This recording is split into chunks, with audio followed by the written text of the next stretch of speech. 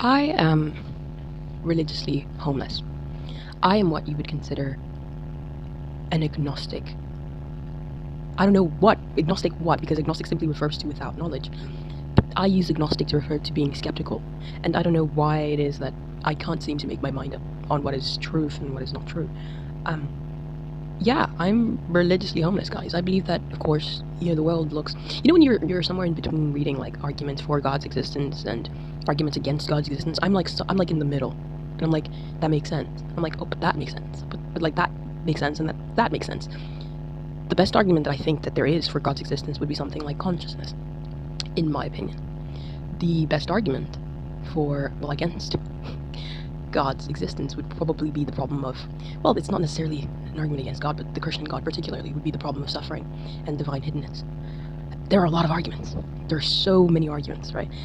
And I think all of them have, like, refutations, right? Like both sides of the aisle have their problems, right? Like, I want to take a materialistic stance. What is it, a materialist stance? Like, I want to believe in materialism, but at the same time, like, I don't think it's that simple, I don't know. I would like to take the stance that there's something spiritual to the world. I don't know. I just don't know. And whenever people ask me, like, well, do you know that you don't know? I'm like, that's even worse. Like, leave me alone. I don't know. There are things that I can't explain about planet Earth, and I'm okay with not knowing anymore. And whenever people ask me, like, so like, what are you? Are you an atheist? Right? Like, are you an agnostic? Are you, well, an agnostic atheist or whatever? Or if you're an agnostic theist, I'm like, I don't know where I stand. There are days where you will catch me using the best arguments for God's existence. There are days where you're going to catch me using the best arguments against God's existence. And I'm just in the middle. I can't seem to find, like, a good argument to ground my beliefs. I don't really have beliefs anyways, right? Like, I kind of am the type of person who's just like, I'm waiting to find out myself, right? When I was starting to deconstruct from Christianity, I was just waiting, right? Like, I was like, bro, I can't have been delusional this whole time, right? Like, because I used to believe that I used to talk to God, right? But then I realized, wait, I never heard God's voice. I don't remember, ever having a response, but I always assumed or presupposed that I was getting responses. And now I wanted something more, right? Like, now I wanted a good reason to believe, and that's all I was asking God for. And then I realized I wasn't getting any. That was the most painful moment in my life, when I realized, oh yeah, maybe I just believe because my parents believe. Maybe I just believe because I grew up Christian, but not because I actually have witnessed anything. Not because I've witnessed had any personal experiences of myself that were actually, like, convincing of God's existence. At least after I left Christianity, I realized, no, it wasn't convincing at all. Yeah, I don't know why exactly it is that it took me so long to clock the contradictions, nowadays I find myself, like, disgusted at the idea of human sacrifice. It's gotten that bad, right? Like, I was at a point in my life where I used to love, oh my god, Jesus is such a good representation of love. Why? Because he sacrificed himself. But, like, also God sacrificed him because he needed a blood sacrifice. And I'm just in the middle, where I kind of don't find this sensical anymore. And I don't know what to do with that. I don't know what to do with the fact that I don't actually believe nowadays that there was a man that rose out of the grave. You know what I'm saying? But, like, even wanting to believe that that might not have happened is scary in my brain. Like, it's kind of like there's this built-in fear of what if you're wrong? But at the same time, it's like, the other side of my brain goes, so what if I'm wrong? What kind of all-loving deity would be threatened by my wrongness? And I made this point in another video. It's like, why would you be threatened by me being wrong or questioning? Right? Like, people always say, like, question, but find your responses. They're like, oh, question, but, like, get a conclusion. The right conclusion is that God did, in fact, rise from the dead. Well, Jesus actually did die and rise from the dead. They don't actually want you to question and then walk away or then become without or stay without a conclusion. They want you to make your conclusion. And this is where I start realizing, Jordan Peterson is kind of not that crazy. Like, he's not really that crazy. I feel like he's somewhere in the middle where he just kind of, like, would like to believe what he teaches, right? Like Christianity and all that. But, like, not necessarily literally at the same time. Like, he believes it, but he kind of doesn't want to, like, assume the position that he does believe, and he also doesn't want to assume the position that he doesn't believe. You know what I'm saying? Like, he said, like, I don't want to be part of, like, I keep forgetting what the particular quote that he gave, but he's, when people ask, do you believe in God, they're asking, are you part of my team? and I don't want to be part of anybody's team, right? Like, I don't think of myself as a teammate to anyone at all, especially when it comes to beliefs about whether or not there is something transcendent in the universe. And you won't get anything from me, because I have good arguments on both sides of the spectrum. Whenever I'm debating with believers and then non-believers, I find myself always steel-manning the positions of theists, and then like steel-manning the positions of like atheists, like to confront their beliefs, to see exactly where the mind is at. And I realized, oh my god, on both sides of the spectrum, the bias is very strong, right? The conviction that they have is much stronger than I could possibly have. In both sides of the spectrum, I don't have convictions about, like, at least at that level, I don't. I suspect that there's something intentional about this universe, but at the same time, it doesn't seem intentional. Or like, it's somewhere in the middle where it's like, you know, the fine-tuning argument works. You know, a person might say something like, well, fucking the puddle analogy, you know, like that's the refutation to the fine-tuning argument. And yeah, it could be accidental, but like, the puddle is still there. You know what I'm saying? Like, it was still raining. Where's the rain coming from? Right? Like, you know what I'm saying? Like, I can't be the only person who, like, makes these arguments, right? Who thinks about these arguments, at least. Because, yeah, sure, it could just be that it's an accident, but, like, the accident has to, like, seems like the accident needs to, I don't know why I'm using that term. Like, seems like that accident requires another thing taking place at the same time. You know what I'm saying? Like, yeah, it's true that this cup of water might have spilt onto the freaking ground, but, like, who was there to tilt the cup? And maybe it's a category error to even ask who. Maybe I should be asking what. You know that, like, these are the arguments that pop up in my brain all the time. But when the theists make the point that, yeah, this is definitely intentional, I also go, you do know that 99% of our universe is uninhabitable. You do know the survival, like the evolutionary, like, processes were extremely, like, appalling. You know, like, very extreme. So much starvation, so much suffering, you know? And it's like, I can't pick a side. I mean, it's not necessarily an argument against a god, but, like, one that cares. And I'm just in the middle. And slowly I'm becoming comfortable with the fact that I don't know. But I'm not sure that it's actually important. And I'm not sure that it's as important as human beings would like to make it seem, as, you know, like it is. I don't think it is important, the question of whether or not God exists. I think, sure, it could bring more meaning to certain people. Certain people can't live with the idea that they just exist, and that they're an accident, that we'd probably never be here again. There are so many arguments on both sides of the spectrum that I'm like, that makes a lot of sense. And that's why I you know, before I left Christianity, I remember when I was Christian, I used to, like, listen to the arguments of atheists before deconstructing, and I realized God is not logical at all. Or whatever it is that is logical is not logical to us. You know what I'm saying? Like, maybe what we think is logical isn't really logical. Maybe we're presupposing that the way that we view logic, the way that we view what might have created the universe, what may not have created the universe, is probably all, like, illogical. I don't know. On both sides of the spectrum, this is. I don't know what you would call me. What would anybody call me? I don't know how to refer to myself, because, you know, some days I believe in God, and some days I don't. Some days I like, refer to biological processes as the only thing that exist, and nothing transcendent.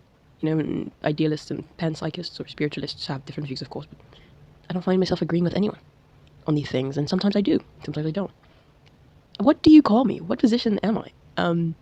Yeah. I don't know, I just wanted to make this video just to explain exactly my views. And I wanted to post this before I made another video, because I haven't been uploading because I've been so busy. Oh my god, this is so annoying.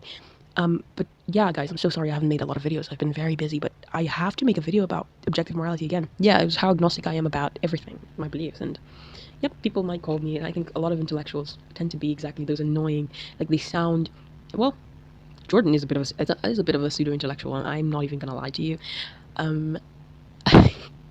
But I find myself understanding why exactly they take on these stances that are so confusing to people. I tend to find myself in the middle. Like, in the middle. I don't know.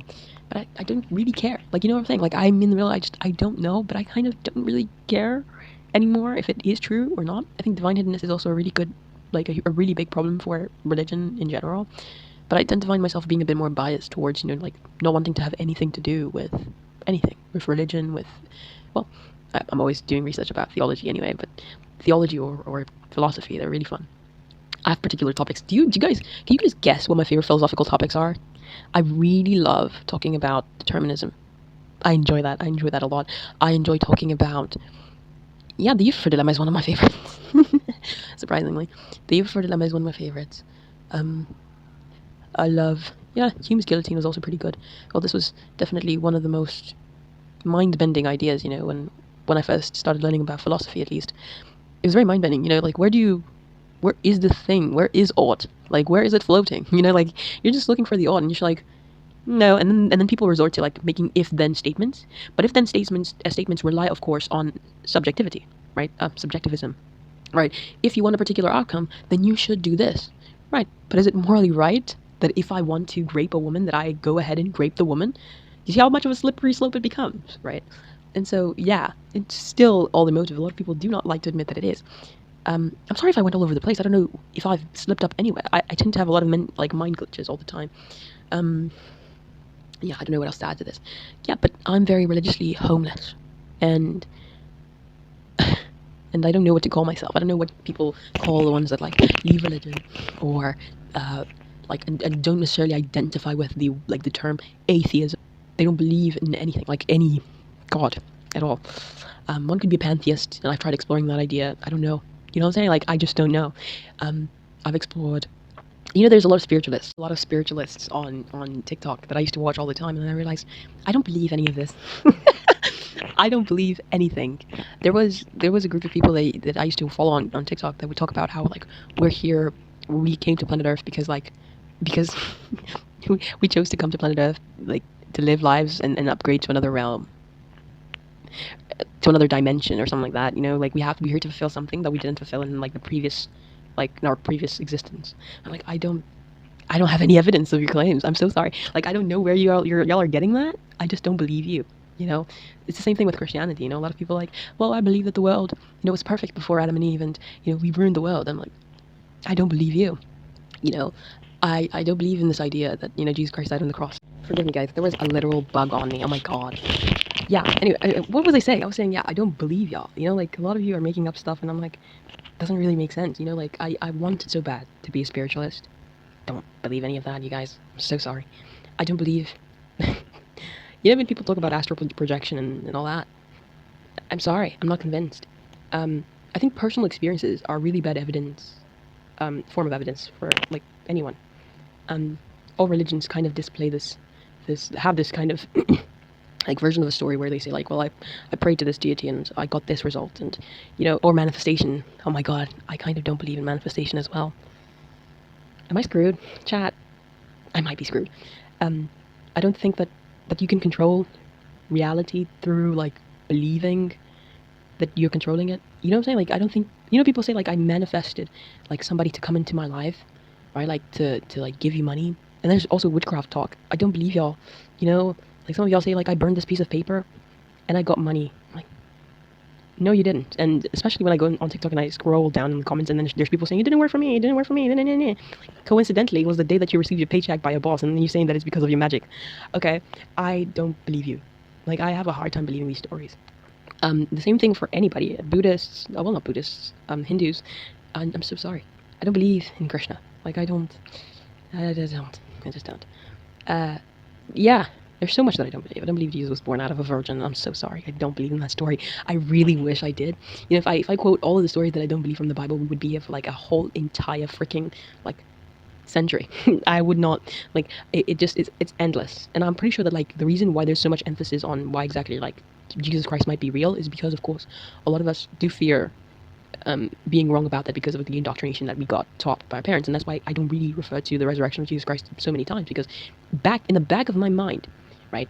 Yeah, if I say something like I don't believe that there was an actual real man that walked out of a grave, I don't know how many years ago, 2,000, 3,000 years ago, that actually walked out of a grave after being crucified, like somewhere in my brain it's telling me like red flag, blasphemy, and it's just like, I don't really believe that. Like, I could quote every story in the Bible that Jesus, for instance, I don't believe that Jesus multiplied bread and fish. I don't believe that Jesus walked on water. I don't believe that, what are the other miracles that Jesus has probably done? Like, I don't believe these stories. I don't believe Elijah going up to heaven on a carriage. I don't believe that there was a literal talking serpent. I don't believe that there was a talking donkey. I don't believe that the sun stood still for Joshua. I don't believe in, like, fire coming down from heaven. I don't believe in these stories, right? But when it comes to the particular, like, story of Jesus Christ, in my brain, it's like, blasphemy, blasphemy, blasphemy, red flag, you're going to hell. You know, all because I'm questioning human mythology. Like stories that have been made by human beings without evidence. Zero evidence. And again, like, we could sit here for hours and I could name every single one of these stories that I don't believe in, and including in Islam and, like, Judaism, like, on both sides of the spectrum. So many stories, I don't believe them. Because I was taught as a Christian my whole life that this is the only story, that if we're wrong, you know, then like, if this is not true, then, you know, then Christianity is just a lie. And it's like, why does my brain do that, right? I don't actually believe that. I don't believe there wasn't a literal man. Like, if you were to ask me if I placed a freaking camera on the grave, like Alex asked Jordan Peterson, if I think a literal man would walk out of that grave, I don't. I really don't. I don't think so. But my brain has been wired to believe that maybe if I say that I don't believe it, you know, I might be, like, cursed by something, by a deity that relies on a blood sacrifice to forgive human beings for behaving like human beings. And it's just, whatever. My parents are still Christian, in case you guys were wondering. I'm a pastor's daughter. Just putting that out there. There are a lot of stories that I've heard from my parents. I don't believe them. And I think that in order for one to really believe in these stories, they have to have, like, a personal experience themselves so that they can probably believe in what they believe.